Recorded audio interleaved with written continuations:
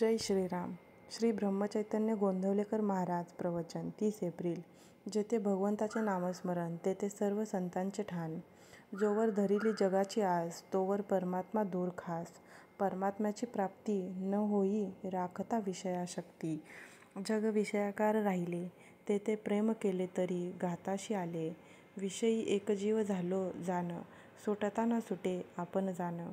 मान अपमान जगाचे सुख दुःख हे स्वार्थाचेच मूळ आहे जाण.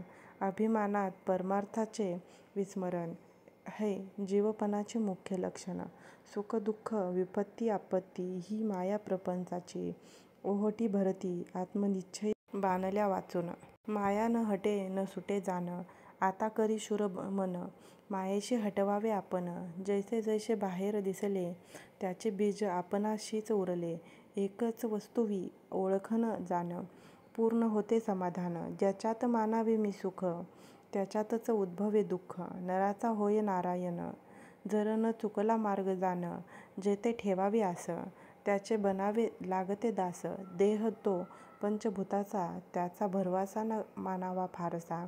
मी तुम्हास सांगतो हित दृश्यात न ठेवावे चित्त.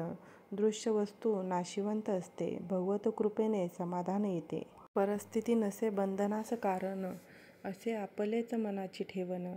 देवास पाहावे ज्या रीतीने तसाच तो आपणास दिसतो जाण.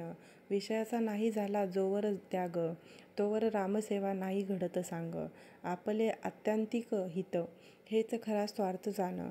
चित्ती जे विषयापासून सुटले ते आनंदाशी आले. रामनाम प्रेमयुक्त चाले धनी त्याची म्हणती ब्राह्मणांनी. द्रव्यदारा वर्जित जाण ही खरी संतांची खूण. सृष्टी पाहावी भगवतकारी प्रेम ठेवेल त्याच्यावरी. त्याला नाही दुसरी सरी. आल्या गेल्यास द्यावे अन्नदान. मुखाने भगवंताचे नाम हृदयात रामाची प्रचिती. याच थोर म्हणती जीवनमुक्ती. न धरावी जगाची आस तोच होऊ पाहे रामदास. नामाचा संत नामी भागवंत. बुद्धी राखावी अत्यंत शांत हेच संतांचे मुख्य लक्षण जाण. जेथे भगवंताचे नामस्मरण तेथे सर्व संतांचे ठाण.